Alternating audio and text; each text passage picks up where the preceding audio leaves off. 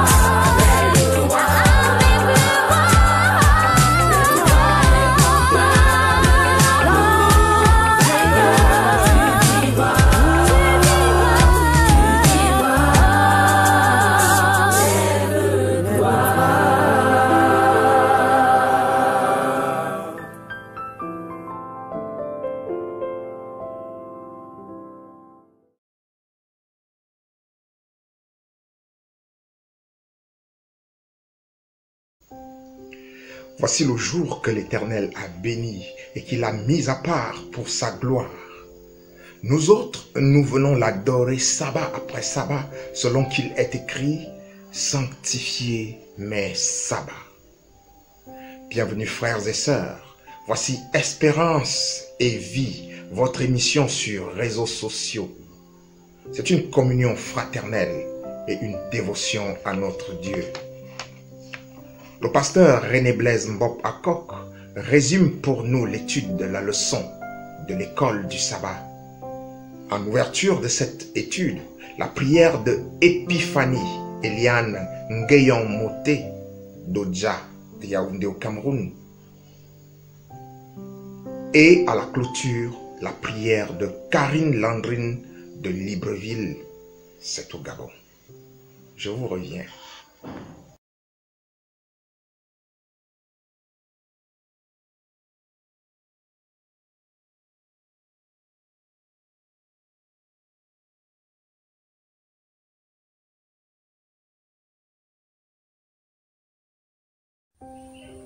Prions. Merci Seigneur pour ce sabbat. Merci pour tes bienfaits. Seigneur, maintenant nous allons étudier ta parole à travers l'école du sabbat. Bénis le pasteur qui va présenter et bénis ton peuple dans le monde entier. Seigneur, permets que nous puissions bien apprendre. Nous te demandons toutes ces grâces au nom et par les mérites de notre Seigneur et Sauveur Jésus-Christ. Amen.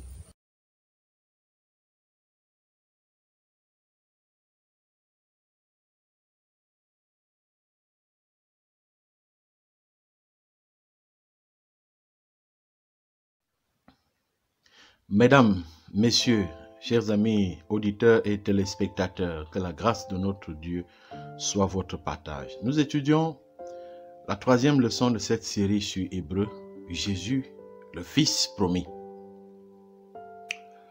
Dans Hébreu, après avoir parlé de la révélation de Dieu par les prophètes du passé, Paul nous présente Jésus. Alors, Jésus a littéralement produit un avant et un après dans l'histoire de l'humanité. On dit avant Jésus, après Jésus. Il est le Fils qui a été promis, le Fils engendré de Dieu, le rayonnement de sa gloire. Pourtant, il est lui-même Dieu, le créateur de l'univers. Nous allons apprécier davantage ces différentes postures, ces différents portraits que le livre d'Hébreu dresse sur la personne de Jésus-Christ. Dans le livre d'Hébreu, il y a une expression assez forte qui mérite d'être interprétée. Un jour, vous comprendrez cela. Dans ces derniers jours. Dans ces derniers jours. Ces derniers jours. Cette expression, que signifie-t-elle à l'époque de Paul? L'expression derniers jours ou dernier temps se réfère en général à un temps très éloigné dans le futur. Des années, voire même des siècles. Si vous considérez par exemple Daniel chapitre 2 verset 28. Mais dans Actes 2, 17, Hébreu 1 verset 2, Paul utilise cette expression pour parler de l'époque, de son époque, c'est-à-dire que l'époque où il vivait avec les autres apôtres comme Pierre et autres. Cela implique qu'avec Jésus-Christ, les derniers jours ont commencé. Les temps de la fin commencent avec Jésus-Christ. La mort de Jésus a fixé le destin de ce monde, bien que la fin soit encore à venir. Ce que le Père a commencé à faire à la première venue de Jésus, il va l'achever lors de sa seconde venue. Donc dans les derniers jours, Jésus est ressuscité des morts et nous sommes de nouvelles créatures. Le royaume de Dieu est parmi nous. Et à la fin des temps, nous allons ressusciter. Bon, Dieu fera une nouvelle création et le royaume éternel sera finalement établi. Il nous a parlé par le Fils. Hébreux chapitre 1 verset 1 à 2. Après avoir autrefois à bien des reprises et de bien de manière parlé au Père par les prophètes, Dieu nous a parlé en ces jours qui sont les derniers par un Fils qu'il a constitué héritier de tout et par qui il a fait les mondes. Donc depuis 1000 ans, de Moïse à Malachie, Dieu a parlé par l'intermédiaire des prophètes. Il y a eu un moment de silence, un intervalle de près de 400 années. Et Dieu a rompu ce silence en parlant par le Fils, c'est-à-dire Jésus-Christ. Or, nous savons que toute parole de Dieu transmise par les prophètes était claire et distincte. Et les prophètes, les promesses de Dieu ont été accomplies par Jésus-Christ. Et de nouvelles promesses également ont été données à travers la personne de Jésus. Nous pouvons donc dire que ce que le Père a fait pour le Fils, il veut aussi le faire pour nous. Par exemple, de même que Jésus est assis à la droite de Dieu, selon Hébreux chapitre 1 verset 13, de même, nous allons nous asseoir avec lui sur son trône. Apocalypse chapitre 3 verset 21. Le rayonnement de sa gloire. Ce Fils qui est le rayonnement de sa gloire et l'expression de sa réalité, même soutient tout par sa parole puissante. Après avoir fait la purification des péchés, il s'est assis à la droite de la majesté dans les hauteurs. Hébreux chapitre 1 verset 3.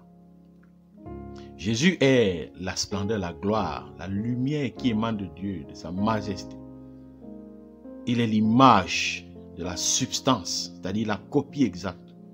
Il dit dans Jean chapitre 14 verset 9, celui qui m'a vu a vu le Père. Et qu'est-ce que la gloire? En général, la gloire de Dieu est montrée lorsque Dieu apparaît sous une forme voilée et sa gloire est identifiée à sa présence. Exode chapitre 16 verset 10 par exemple. En prédisant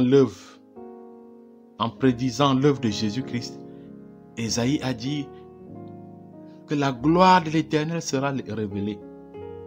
Jésus, en tant que lumière du monde, nous a donc révélé Dieu. Autre aspect de cette leçon, le livre d'Hébreux nous fait savoir que Jésus-Christ est le Créateur. Le Créateur est le soutien de ce monde. Alors que l'Ancien Testament montre Dieu comme le seul Créateur et le soutien de l'univers, Hébreux vient présenter Jésus-Christ comme étant ce Créateur et ce soutien. Cela implique que Jésus est plus que le rayonnement de Dieu. Il est Dieu lui-même. Il est lui-même Dieu. Et en tant que Dieu, il a la capacité de créer. Et en effet, sans lui, rien n'aurait été créé. Colossiens 1,16. Et sans lui, rien ne subsiste. Jésus nous a créés, mais il nous soutient également. La moindre respiration, le moindre battement de cœur, le moindre moment de notre existence se trouve en lui.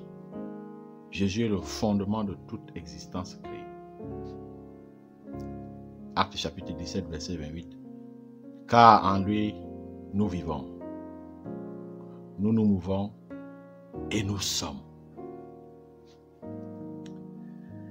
Enfin, Hébreux chapitre 1, verset 5 parle de l'engendrement. Je t'ai engendré aujourd'hui.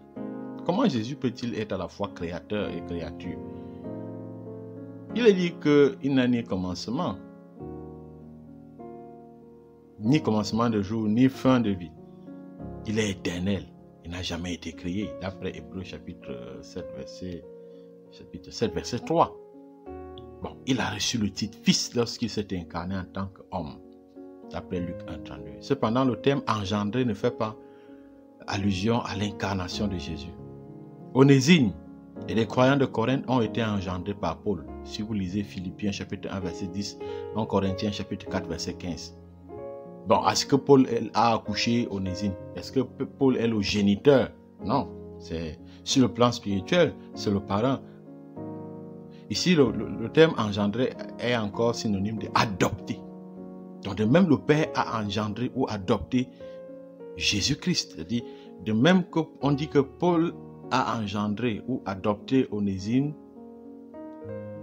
et les croyants de Corinthe, de même, il faut comprendre cela. Il faut comprendre cela de la même manière. Que Dieu, le Père, a engendré ou encore il a adopté Jésus-Christ comme son Fils en le ressuscitant des morts et en le faisant asseoir à sa droite. Romains chapitre 1, verset 3 à 4. Accomplissant ainsi son œuvre messianique de roi descendant de David. Chers amis téléspectateurs, vivement que cette leçon nous rapproche davantage de Jésus-Christ et nous aide à apprécier le rôle important qu'il joue dans notre vie, en tant que notre créateur, notre soutien, notre défenseur, notre avocat, celui par qui nous avons la vie, la restauration, la rédemption et le salut. Que Dieu bénisse cette leçon et qu'il nous aide à la vivre, à la mettre en pratique. Bon sabbat. Shalom.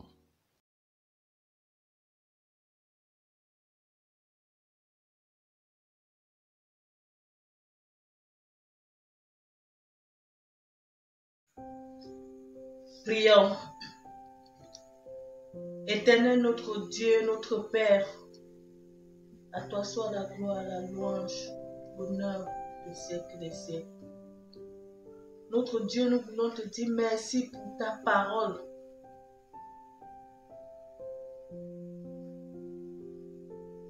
Que nous avons étudié tout au long de cette semaine à l'école du sabbat. Merci pour les riches leçons que tu nous as données. Merci pour les enseignements, Père éternel, que tu nous as permis d'avoir. Nous te supplions dans le nom du Seigneur Jésus-Christ que tu accordes à tous tes enfants dans le monde entier qui ont la soif de ta parole, qui ont le désir de la mettre en pratique dans les études, qui soient richement bénis. Nous te présentons aussi toutes les personnes, ô Dieu, qui n'ont pas encore reçu le message du salut. De leur accorder la grâce, ô Dieu, que ce message leur parvienne et qu'ils le mettent en pratique, afin d'être affranchis des ténèbres. Père, ton nom soit glorifié, ton nom soit élevé et exalté. C'est dans le nom puissant du Seigneur Jésus-Christ que nous t'avons prié. Amen.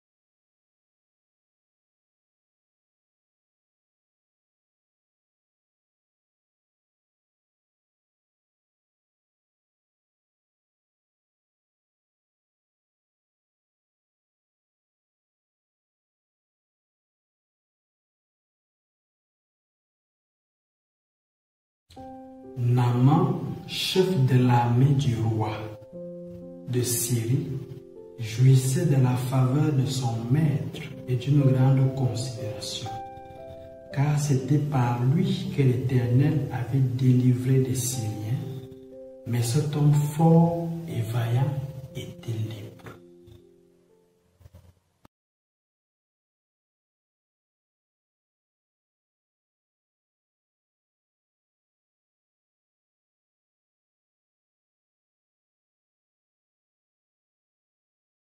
Nous prions. Béni sois-tu, tendre et bon Père Céleste, pour ce nouveau sabbat que tu nous accordes. Maintenant que nous allons écouter ton serviteur nous parler, je te prie de disposer nos cœurs afin que nous puissions être réceptifs à ce qui sera dit. Permets que nous puissions mettre également ces enseignements en pratique. Je te confie tous tes enfants dans le monde entier afin que tu daignes nous bénir. Sois donc avec nous, accorde-nous ton Esprit Saint. Toutes ces grâces en ton Fils Jésus-Christ que nous t'avons prié. Amen.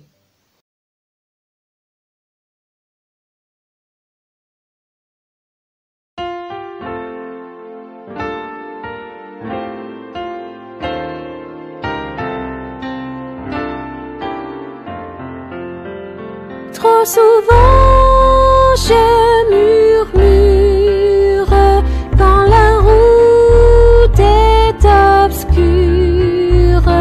Oh, ma foi faiblira, oh, ma foi faiblira. Et pourtant la promesse est là pour ma faiblesse.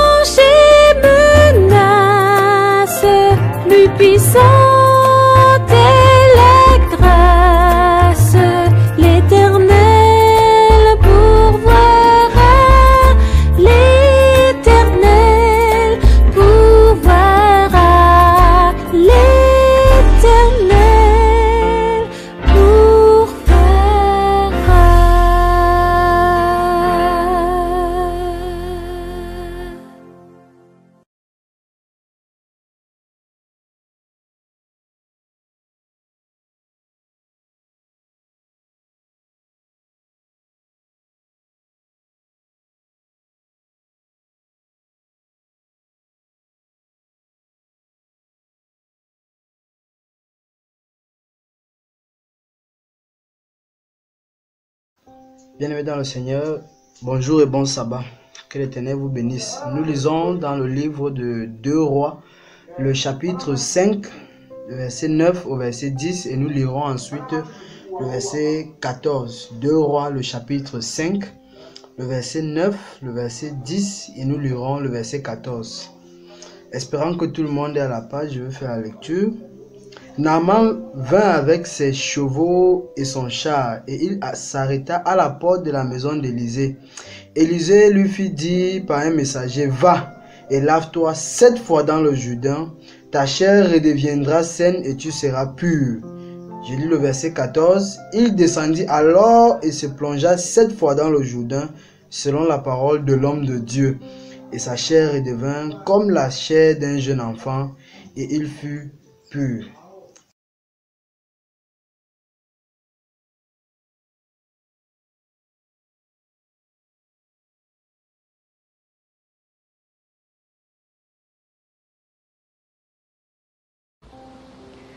Dieu, 3 fois saint, tendre Père céleste, nous élevons au plus haut des cieux ton nom.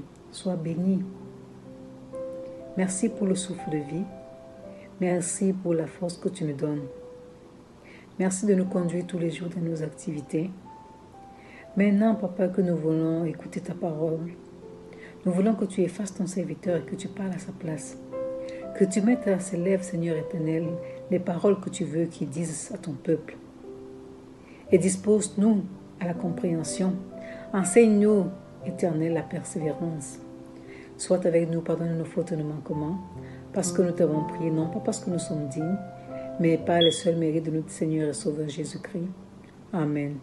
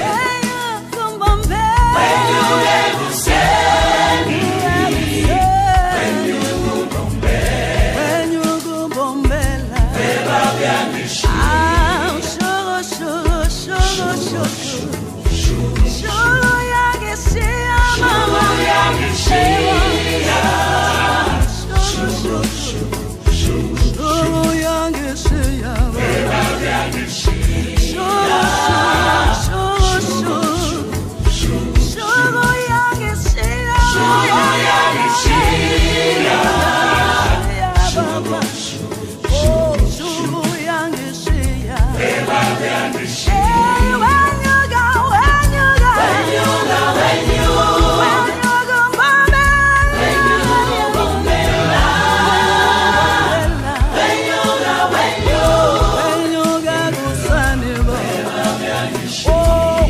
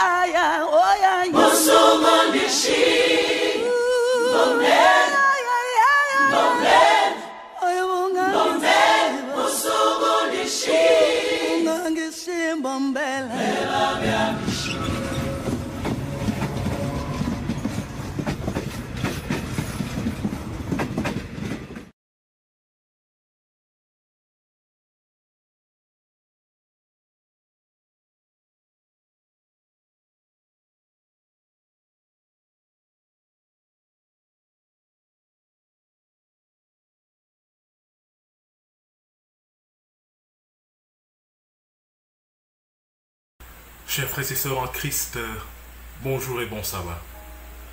C'est un très grand privilège pour moi de vous souhaiter une fois de plus une cordiale bienvenue à votre émission Espérance et vie. Le titre du sermon de ce sabbat est le pouvoir de la persévérance. Le pouvoir de la persévérance. Prions. Merci Saint-Esprit pour tes bienfaits. Merci pour ta grâce, ta miséricorde. Pardonne-nous Seigneur nos péchés. Pardonne-nous. Restaure-nous Seigneur. Relève-nous de nos chutes. Efface nos transgressions. Efface nos iniquités. Accorde-nous ton inspiration en ce moment. Apprête nos cœurs, nos esprits, afin que nous puissions recevoir le message que tu as prévu pour nous et que ce message puisse nous transformer et que nous puissions, Seigneur, grandir, croître en puissance jour après jour pour la seule gloire de Jésus-Christ. Amen. Le pouvoir de la persévérance. Lorsque nous ouvrons nos Bibles dans 2 Rois chapitre 5 à partir du premier verset, il est écrit: Naaman, chef de l'armée du roi de Syrie, jouissait de la faveur de son maître et d'une grande considération, car c'était pour lui que l'Éternel avait délivré les Syriens. Mais cet homme fort et vaillant était lépreux. Or les Syriens étaient sortis par troupes, et ils avaient amené captive une petite fille du pays d'Israël qui était au service de la femme de Naaman. Et elle dit à sa maîtresse: Oh, si mon Seigneur était auprès du prophète qui est à Samarie, le prophète le guérirait de sa lèpre. Naaman alla dire à son maître: La jeune fille du pays d'Israël a parlé de telle et telle manière. Et le roi de Syrie dit: Va, rends-toi à Samarie, et j'enverrai une lettre au roi d'Israël. Il partit, prenant avec lui 10 talents d'argent, 6000 cycles d'or et 10 vêtements de rechange. Il porta au roi d'Israël la lettre où il était dit: Maintenant, quand cette lettre te sera parvenue, tu sauras que je t'envoie Naaman, mon serviteur, afin que tu le guérisses de sa lèpre. Verset 7. Après avoir lu la lettre, le roi d'Israël déchira ses vêtements et dit: Suis-je un Dieu pour faire mourir et pour faire vivre, qu'il s'adresse à moi, afin que je guérisse un homme de sa lèpre? Sachez donc et comprenez qu'il cherche une occasion de dispute avec moi. Lorsque Élisée, homme de Dieu, apprit que le roi d'Israël avait déchiré ses vêtements, il envoya dire au roi: Pourquoi as-tu déchiré tes vêtements? Laisse-le venir à moi, et il saura qu'il y a un prophète en Israël. Alléluia. Et il saura qu'il y a un prophète en Israël. Gloire à Dieu. Verset 9. Naaman dit: Avec ses chevaux, Naaman vint avec ses chevaux et son char, et il s'arrêta à la porte de la maison d'Élisée. Élisée lui fit dire par un messager: Va et lave-toi 7 fois dans le Jourdain. Ta chair redeviendra saine et tu seras pur. Naaman fut irrité et il s'en alla en disant: Voici, je me disais, il sortira vers moi et il se présentera lui-même. Il invoquera le nom de l'Éternel, son Dieu. Il agitera sa main sur la place et guérira le lépreux. Les fleuves de Damas, l'Albana et le Parpar ne valent-ils pas mieux que toutes les eaux d'Israël? Ne pourrais-je pas m'y laver et devenir pur? Et ils s'en retournèrent et partaient avec fureur. Verset 13. Mais ses serviteurs s'approchèrent pour lui parler et ils dirent: Mon père, si le prophète t'eût demandé quelque chose de difficile, ne l'aurais-tu pas fait? Combien plus dois-tu faire ce qu'il t'a dit? Lave-toi et tu seras pur. Verset 14. Naaman descendit alors et se plongea 7 fois dans le Jourdain, selon la parole de l'homme de Dieu. Et sa chair redevint comme la chair d'un jeune enfant. Et il fut pur. Alléluia. Le pouvoir de la persévérance. Un homme puissant, un grand soldat, un grand chef d'armée, dans sa gloire, fut frappé par la lèpre.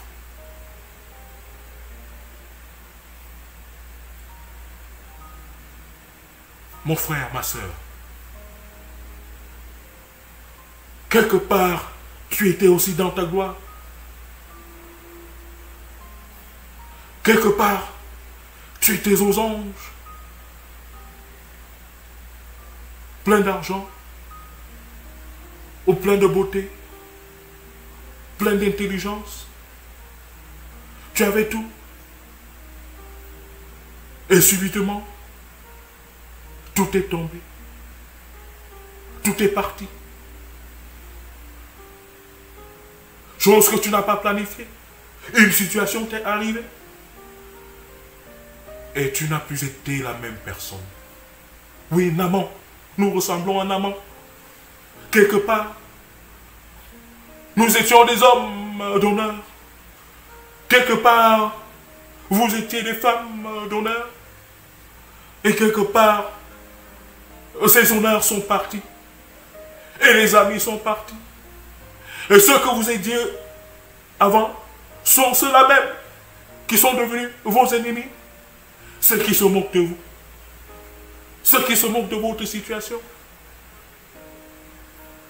Oui, nous sommes quelque part comme des Naaman. Nous étions dans la gloire. Nous étions au sommet. Et subitement, la lèpre nous a frappés. La lèpre spirituelle. Nous étions peut-être obéissants, marchant avec le Seigneur, et subitement, nous nous sommes égarés. Nous nous sommes éloignés de Dieu.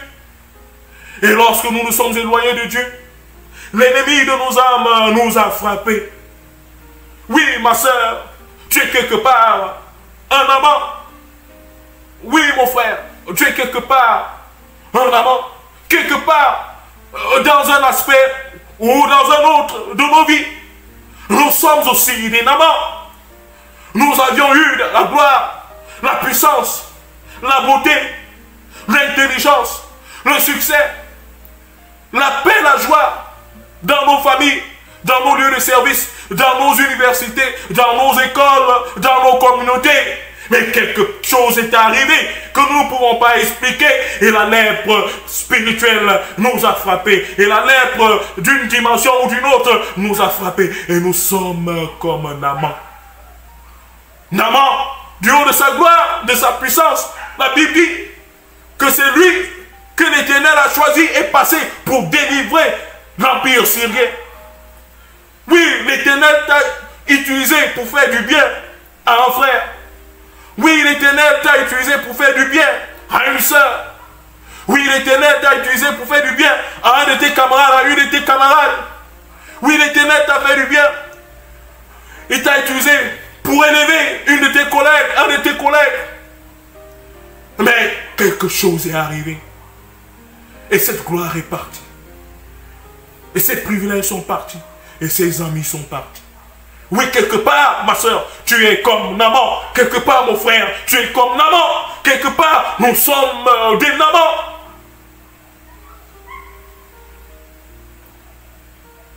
Et Naaman a vu sa vie chamboulée. Parce qu'à l'époque, lorsqu'une personne était frappée par la lèpre, cette personne était écartée de la société. Éloignée de la société. On les appelait des intouchables, les impurs. Et lorsqu'un lépreux passait, la Bible nous dit qu'on criait impur, impur, afin que ceux qui étaient devant puissent s'écarter. Parce que les lépreux étaient des indésirables, des indésirés. Oui, quelque part, nous sommes aussi comme Naaman. Mais voyez, dans la maison de Naaman, il y avait une petite fille. Une fille qui avait été bien éduquée par ses parents. malgré qu'elle était en esclavage, dans un pays éloigné, elle n'avait pas oublié l'éducation qui lui avait été donnée par ses parents. Chers parents, quelle éducation donnez-vous à vos enfants lorsqu'ils sont petits? Est-ce que vous enseignez vos enfants le chemin de la crainte de l'Éternel? Afin que si jamais ces enfants sont éloignés de vous, vous dormirez en paix parce que vous savez que vous avez bien éduqué vos enfants et vos enfants craignent Dieu. Avons-nous éduqué nos enfants comme doivent éduquer les chrétiens? Sommes-nous en train de montrer à nos enfants le chemin de la vie éternelle? La Bible dit, montre à l'enfant le chemin à suivre afin que lorsqu'il sera grand, il ne s'en détournera pas. Mais voyez, cette petite fille qui était chez Naaman s'est souvenue qu'en Israël, il y avait encore un prophète. Alléluia! Il y avait encore un prophète. Il y avait encore un homme de Dieu. Est-ce qu'on peut dire ceci de toi, mon frère? Qu'il y a encore un Julien. Il y a encore un Salomon. Il y a encore un Martin. Il y a encore un Pierre. Est-ce qu'on peut dire de toi, ma soeur, qu'il y a encore une Juliette? Il y a encore une Solange. Il y a encore une Marie. Il y a encore une Marthe. Est-ce qu'on peut dire ça de nous? Qu'il y a encore des hommes et des femmes qui craignent l'Éternel, que l'Éternel utilise pour sauver son peuple, pour guérir son peuple. Il y a encore un prophète en Israël. Naaman apprend cela, l'espoir entre. Vous voyez, c'est ça la parole, le pouvoir de l'évangile. Cette petite fille n'avait pas fait théologie. Elle n'était pas dans les grandes écoles d'Israël où on enseignait la Torah. Elle n'avait aucun diplôme. Mais elle avait la crainte du Seigneur. Et le Seigneur l'a utilisée pour annoncer la bonne nouvelle à cet homme puissant dans un autre empire où les gens ne connaissaient même pas Dieu. Cette petite fille a été utilisée par Dieu pour annoncer la bonne nouvelle de l'évangile. Alléluia. Vous connaîtrez la vérité et la vérité vous affranchira. Alléluia. Pour que nous puissions sortir de nos lèpres. Nous devons écouter la parole de Dieu. Alléluia. Nous devons étudier la parole de Dieu. Nous devons prier. Prier, agir jour après jour. Sans broncher. Suis ton sauveur avec quoi? Avec amour. Alléluia. C'est la solution, mon frère. Si tu as été frappé par la lèpre spirituelle, la solution est la parole de l'évangile. Alléluia. Naaman avait été frappé et il a entendu la petite fille qu'il y a en Israël, un homme de Dieu, un prophète qui peut te guérir. L'espoir est entré dans Naaman. Pour couper court, Naaman, le voici qui part, qui arrive en Israël, arrivé chez le roi, et le roi d'Israël, ayant entendu qu'il avait une lettre du roi de Syrie, s'est mis à pleurer, être inquiet, déchirer ses habits, alors que c'est lui qui devait être la première personne à louer le Seigneur, parce qu'il devait savoir que la bonne nouvelle arrive, cet homme sera guéri, parce qu'il est arrivé en Israël, mais il était plutôt le premier à déchirer ses habits. Mes frères et sœurs, nous sommes même parfois les premiers à nous décourager, à oublier qu'il y a un Dieu en Israël, il y a un Dieu dans le ciel et sur la terre qui est tout puissant. Qu'est-ce que le Covid-19? C'est quoi le Covid-19? Qu'est-ce que le cancer? Qu'est-ce que le paludisme? Qu'est-ce que la fièvre typhoïde? Citez-moi ces maladies. Restons seulement même avec le Covid-19. Le Covid-19, c'est quoi? Pour que nous puissions, les chrétiens puissent maintenant, vous allez voir dans les réseaux sociaux, les chrétiens sont même parfois les premiers à être inquiets, à paniquer. Covid-19 est monté, Covid-19 est descendu, Covid-19 est monté, Covid-19 est descendu. Ils parlent même plus sur Covid-19 que de prier dans leur maison. Ils parlent plus sur Covid-19 que de parler l'Éternel, Dieu des armées. Covid-19 est monté, je ne parviens même plus à prononcer ce nom-là. Covid-19 monté, Covid-19 est descendu. Les chrétiens sont devenus les premiers à donner plus de pouvoir au Covid-19 que de donner le pouvoir à Jésus-Christ, qui est capable de les délivrer, qui est capable de les protéger contre cette maladie. C'est quoi le Covid-19? Excusez-moi, parfois, j'ai envie d'exploser dans une sainte colère. Et moi, c'est ça. Le roi d'Israël, au lieu de louer le Seigneur, d'être confiant que cet homme qui vient sera guéri, il était le premier à craindre, à avoir peur, à déchirer ses habits. Parfois, nous sommes comme ce roi. Ancien d'église, pasteur, diacre, diaconesse, membres d'église, des chrétiens, les premiers à craindre et à trembler, à oublier que nous avons un Dieu tout-puissant qui est capable, si Jésus-Christ ressuscite les morts. C'est quoi le Covid-19? C'est quoi le cancer? C'est quoi la fièvre typhoïde? C'est quoi l'hépatite B ou A?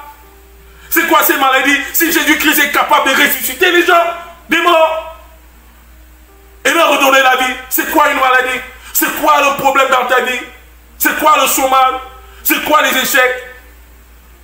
Jésus-Christ est plus fort que nos problèmes. Alléluia. J'ai dit le titre du sermon, c'est quoi? Le pouvoir de la persévérance. Naaman n'était pas découragé. Et lorsqu'Élisée envoie donc un de ses serviteurs pour dire au roi, non, roi, tu ne dois pas déchirer tes habits. As-tu oublié qu'il y a un Dieu dans les cieux et sur la terre? As-tu oublié que nous sommes le peuple d'Israël, le peuple de Dieu? As-tu oublié qu'il y a encore un prophète de Dieu en Israël? Et le serviteur du prophète Élisée arrive et dit à Naaman, le prophète te demande d'aller plonger 7 fois dans les eaux du Jourdain. Et voyez la première réaction de Naaman. Sa première réaction, c'est la colère. Mais dis donc, on est où? Ce monsieur me demande de plonger, moi un grand ministre, un grand général, je dois plonger dans les eaux du Jourdain, les eaux sales. Parce que, chers amis, les eaux du Jourdain ne sont pas limpides. Les eaux du Jourdain sont comme les eaux du Nion. Ceux qui sont au Cameroun qui connaissent le Nion. Un peu noir. Comme les eaux de la Sanaga. Un peu plein de boue, parfois. Ce général, ce grand homme Naaman se fâche. Il dit, mais n'y a-t-il pas des rivières chez moi en Syrie? N'y a-t-il pas des fleuves chez moi? Des meilleurs fleuves, des fleuves plus propres que le Jourdain? Mais en est où? Je prends chez moi. Oui, vous voyez, il a la lèpre. Il a oublié qu'avec la lèpre, il sera écarté carrément de la société. Mais il s'indigne et refuse de faire ce que l'homme de Dieu lui a dit de faire. Parfois, nous avons ces lèpres, nous sommes dans nos situations difficiles, nous pleurons chaque jour, mais nous sommes les premiers à douter et à ne pas vouloir suivre les recommandations que l'Éternel Dieu nous donne. La Bible dit, ne fais pas ceci, mais tu t'indignes même, alors que c'est toi qui es dans les situations difficiles. Après, c'est monté, oh c'est monté. Oh, c'est descendu. Oh, c'est monté. Oh, c'est descendu. On m'a fait la sorcellerie. On t'a fait... Il n'y a pas eu de sorcellerie. C'est notre incrédulité, notre rébellion, notre refus de suivre l'Éternel Dieu, d'obéir à sa parole. C'est ça qui continue à nous mettre dans les situations difficiles. Et ce sont les serviteurs de Naaman qui finissent par le convaincre que non, chef, fais quand même ce que le prophète Élisée t'a dit de faire. Va quand même plonger cette fois dans le Jourdain. Alléluia. Dieu peut utiliser n'importe qui pour que son œuvre avance. Alléluia. Ces serviteurs n'étaient pas des prêtres. Ce n'étaient pas des pasteurs. Ce n'étaient pas des grands théologiens. Ce n'étaient pas des grands anciens d'église. Ce n'étaient pas des grands chefs ou cheftaines de département de l'église. C'était des simples hommes serviteurs. Mais ce sont eux qui ont persuadé, par la puissance de l'Éternel, en Naaman de rentrer où? De rentrer dans le Jourdain. Je coupe court. Naaman plonge. Il sort la première fois, aucun changement. Il plonge dans le Jourdain. Une deuxième fois, aucun changement. Il plonge une troisième fois, aucun changement. Il pouvait s'arrêter et dire que, dis donc, je rentre chez moi. Même si c'est la lèpre, je vais mourir chez moi. Mais Naaman ne s'est pas arrêté. Mon frère, ma soeur, quelle est ta situation? Tu as déjà prié une première fois, tu as jeûné une deuxième fois, tu as crié vers l'Éternel une troisième fois, et il n'y a pas eu de succès, et il n'y a pas eu de résultat. Continue à plonger dans les eaux du Jourdain de ta vie. Ne te fatigue pas. Sois persévérante, ma soeur. Sois persévérant, mon frère. Il y a le pouvoir dans la persévérance. Alléluia. Sois persévérant comme Naaman. Plongeons avec Naaman dans les eaux du Jourdain de nos vies. Plongeons comme Naaman dans les eaux du Jourdain de nos vies. Ne nous décourageons pas. Même s'il n'y a pas de changement apparent, même si la situation ne change pas, même si nous sommes toujours malades, même si nous sommes toujours dans le chômage, même si nous sommes toujours célibataires, même si nous sommes toujours dans des situations difficiles, ne nous fatiguons pas. Au nom de Jésus-Christ, plongeons dans les eaux du Jourdain de nos vies. Alléluia. Plonge, ma soeur. Les gens vont rire. Les gens vont se moquer de toi parce que tu pries trop, parce que tu chantes trop, parce que tu ne te fatigues pas de prier. Frappe à la porte de l'Éternel. Alléluia. Ne te fatigue pas. Sois persévérante, ma soeur. Oh, fais comme Naaman, mon frère. Plonge dans les eaux du Jourdain de ta vie. Ne te fatigue pas. Et Naaman, 5e fois, il plonge, il sort. Il n'y a pas de changement. 6e fois, il plonge, il sort. Et il n'y a pas de changement. Naaman pouvait s'arrêter et dire que merde, je rentre chez moi. Je m'en vais mourir en Syrie. Je m'en fous. Je suis déjà fatigué. C'est quoi cette histoire? Naaman a plongé jusqu'à la 7e fois. Et lorsqu'il est sorti, alléluia, sa peau était comme la peau d'un bébé qui venait de naître. Alléluia. La parole du prophète s'est réalisée, alléluia. La puissance de l'Éternel s'est manifestée, alléluia. Mon frère plonge jusqu'à 7 fois. 7 fois, 7 symbolise la perfection. Prie jusqu'à la perfection. Frappe à la porte de l'Éternel jusqu'à la perfection. Ne te décourage pas, ma soeur. Plonge dans la prière. Si la 5e fois, au 5e jeûne, à la 5e prière, il n'y a pas eu de changement, plonge la 6e fois, même s'il n'y a pas de changement, mon frère, prie, plonge dans les eaux du Jourdain, et l'Éternel, la 7e fois, cette perfection, 7 fois, chiffre divin de la perfection. Dieu créa les cieux et la terre en 6 jours, le 7e jour, il s'est reposé, perfection. 7 jours de la semaine, perfection. C'est-à-dire, atteins le niveau de perfection dans ta foi, dans ton espérance. Prie jusqu'à la perfection. Et là, l'Éternel te délivrera, il te délivrera, il te restaurera, il te guérira, il te lèvera, il te donnera ce que ton cœur désire. Parce que tu as plongé dans les jours de ta vie jusqu'à la perfection. Tu as crié à l'Éternel jusqu'à la perfection. Et l'Éternel t'a exaucé. Alléluia. Le pouvoir de quoi? De la persévérance. Alléluia. Que l'Éternel te bénisse, ma soeur. Que l'Éternel te bénisse, mon frère. Que l'Éternel nous bénisse et que nous donne le courage de plonger dans les eaux du Jourdain de nos vies sans tenir compte de ce que les gens vont dire. Parce que quand nous sommes concentrés, focalisés sur la promesse de l'Éternel, car Jésus-Christ a dit, demandez et l'on vous donnera, cherchez et vous trouverez, frappez et l'on vous donnera et l'on vous ouvrira. Nous frappons à la porte de l'Éternel, nous cherchons chez l'Éternel Dieu des armées, nous demandons à l'Éternel Dieu des armées et nous allons atteindre la perfection dans notre requête, dans nos demandes, dans nos prières. Et l'Éternel nous sortira dans les situations au nom de Jésus-Christ. Alléluia. Le pouvoir de la persévérance. Plongeons dans les eaux du Jourdain de nos vies et l'Éternel nous en délivrera au nom de Jésus-Christ. Amen. Allez-y, soyez bénis. Allez-y en paix. Plongez 7 fois dans les Jourdains de vos vies et l'Éternel vous restaurera. Amen.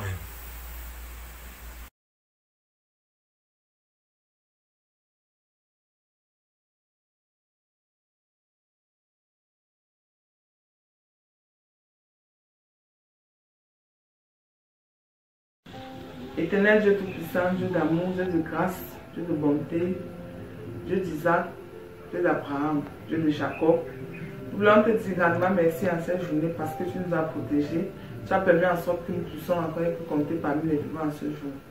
Seigneur, nous cessons de te remercier pour le privilège du souffle de vie que tu nous as mis à côté.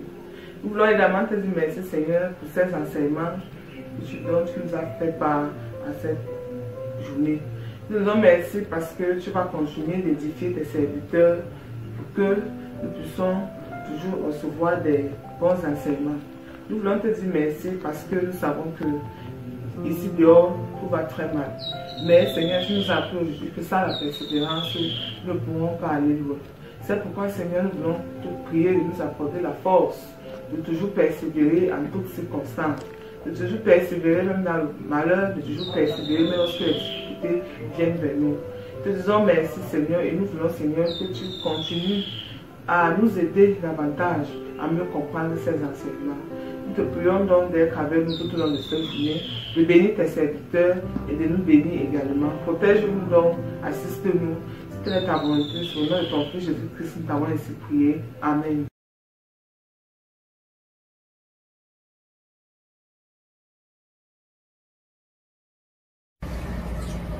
Et maintenant, peuple de Dieu, que le Seigneur te bénisse et qu'il te garde.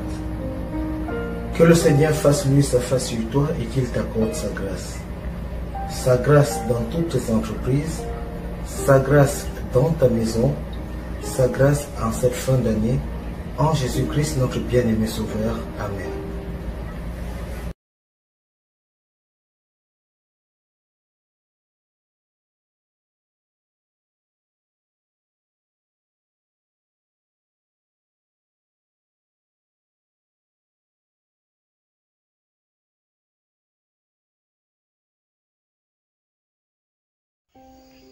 Eh bien, frères et sœurs, nous sommes arrivés une fois encore à la fin de ce service, à la fin de cette émission, à la fin de cette communion, un autre sabbat, un autre moment avec notre Dieu, un autre moment de communion. Je me suis senti avec vous de partout dans le monde. Et je vous invite encore, s'il plaît à Dieu, retrouvons-nous sabbat prochain et invitez d'autres amis, invitez vos amis. Si vous n'avez pas le temps d'aller à l'église, regroupez-vous autour de notre plateforme et priez avec nous et adorez avec nous. Que l'Éternel vous bénisse. À sabbat prochain, s'il plaît à Dieu. Passez une agréable semaine. Shalom.